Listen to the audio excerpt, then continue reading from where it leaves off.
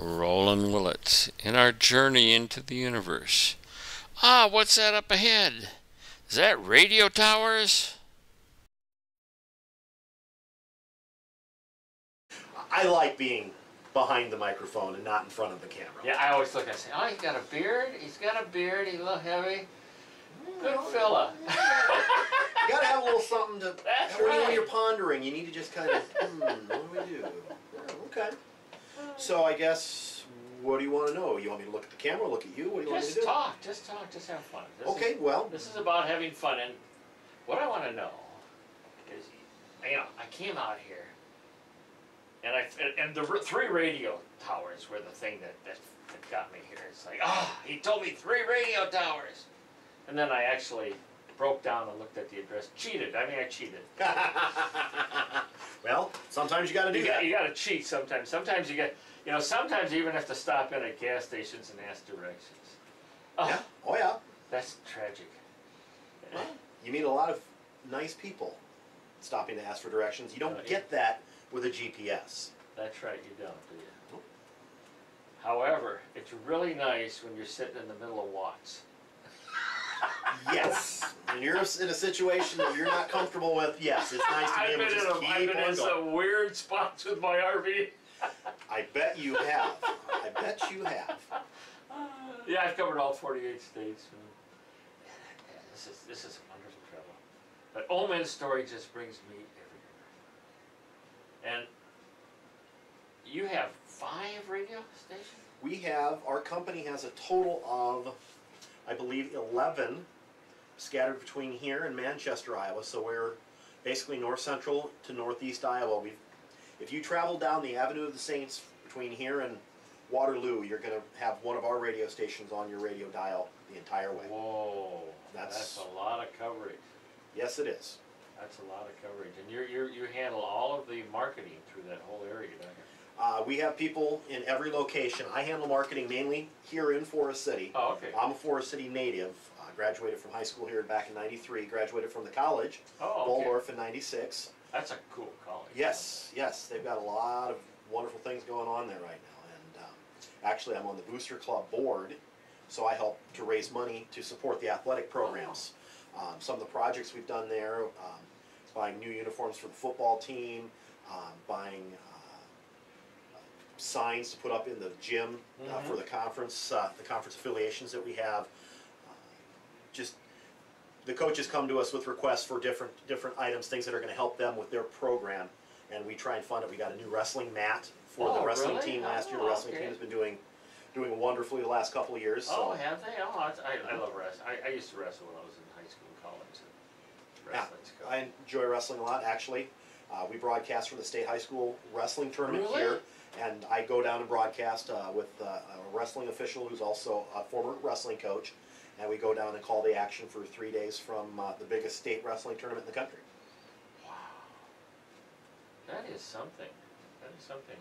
So, I never got any radio coverage when I was growing up. Man, that's really fantastic.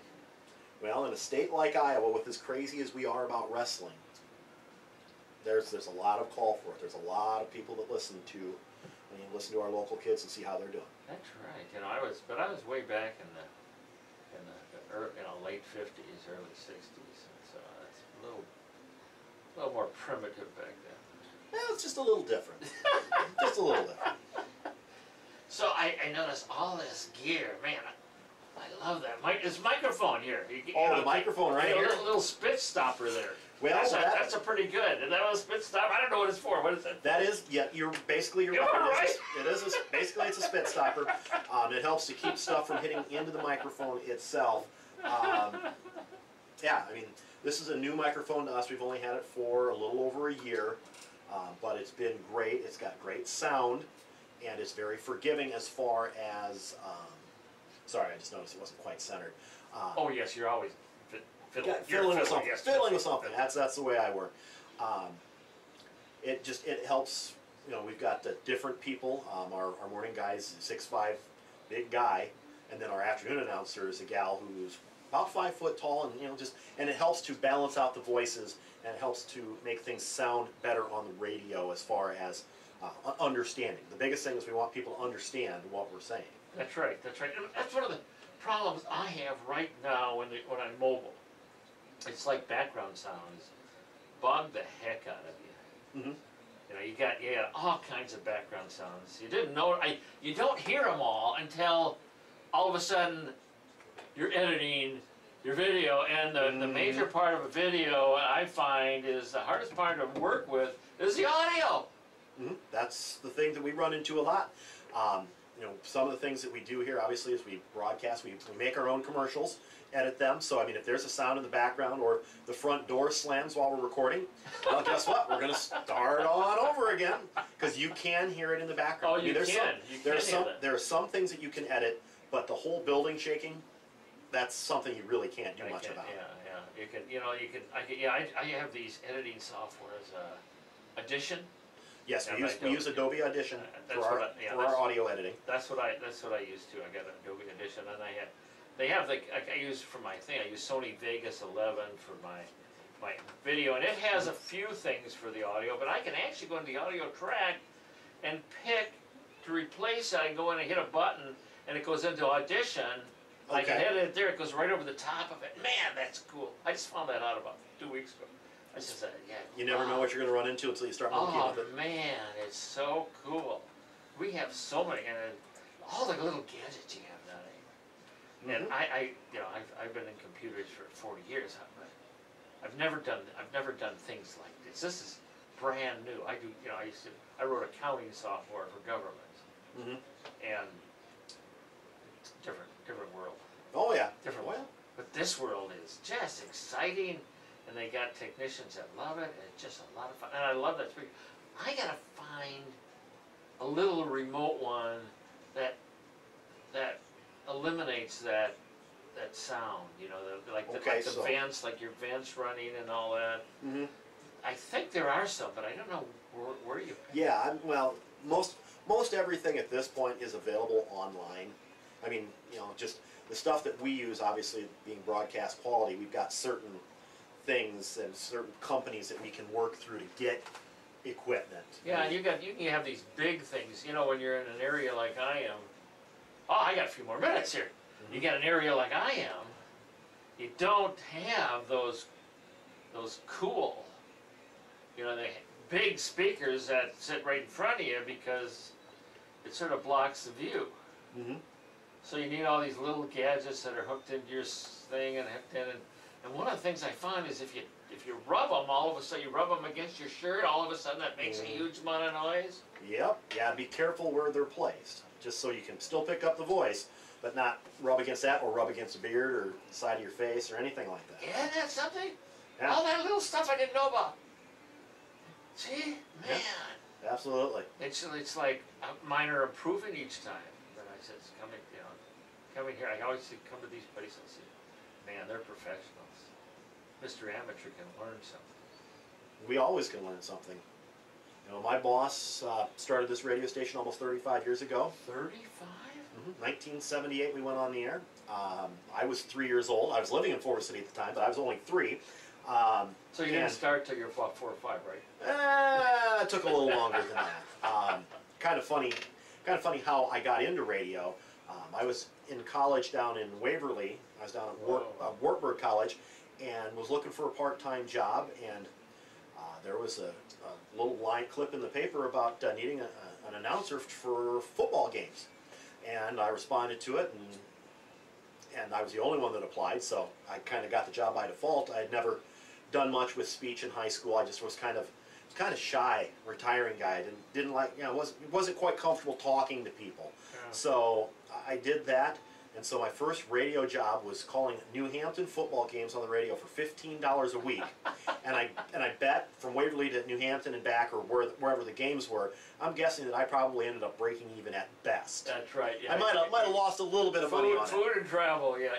Yeah, by the time you got all the expenses in there, I'm guessing I probably didn't make any money that year. The experience was phenomenal. It was a lot of fun, and then after that happened, I was going to do some basketball games and some softball games for New Hampton. My father got ill and passed away in the summer of '97. So after the fall semester of '97, I was going to move back to Forest City. My younger brother was still in high school, just, mom was here, felt like wanted to be closer to home. And I was actually going to work at a restaurant as a manager. And I just happened to call Tony, the boss, up and say, hey, I'm moving back to town. I've got a little experience with play-by-play. Just want to let you know I'm going to be in the area. So if you're looking for somebody, because our regular sports guy's he's been the voice of Forest City Sports since 1978 and still does it. So just, hey, if you need some help with something. Yeah, I've time's got off, a little everyone something. needs a I've got, vacation. right, so I just said that to him, and that was in June of '97, and he called me back the tail end of July and said, I need you to come in for a voice audition, so I did. And then I didn't hear anything until September. And then he called and said, would you like to work for us full time? I said, well, I've never considered it. I said, here's the deal, I'm taking classes. I'm not going to be able to start until January. That's fine. And my main qualification when I came here is that I was from Forest City. Because No, you were an announcer. Huh? well, that's not much. But You had a little. what had happened is a lot of people in radio. There's a college up in the cities, they called it Brown Institute. Now I think it's Brown College, and it specifically deals with broadcast. Well, a lot of the graduates of that are big city kids, and then you come to, well, we've got corn waving across the road here, so Yes. not really used to the rustic setting as opposed to the urban areas that they've been from, so people just had a hard time acclimating themselves, and Tony wanted somebody that wasn't going to take off after a week or two. Oh yes. And, well, like I said, I'm from Forest City, so I know exactly what I'm getting myself into coming back. Oh yes. And Small that was- towns have their own, flavor, and Absolutely. and if you love them, you love them. Well, I love this town, I'm the vice president of the Chamber of Commerce now. Oh, are you and really? I officiate 4 different sports, and just got a lot of different things going on all at the same time. So, I came back here, started working, and 14 and a half years later, I'm still here. I started out writing news and talking on the air 4 hours a day, and now I sell advertising and broadcast ball games and fix computers.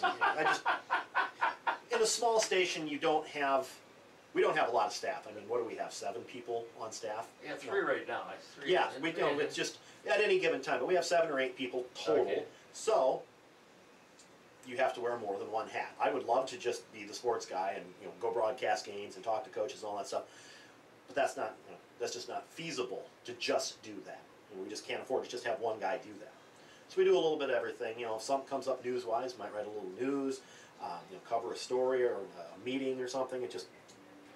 The job needs to get done. This is Iowa Northern Exposures, right? Well, yeah, kind of.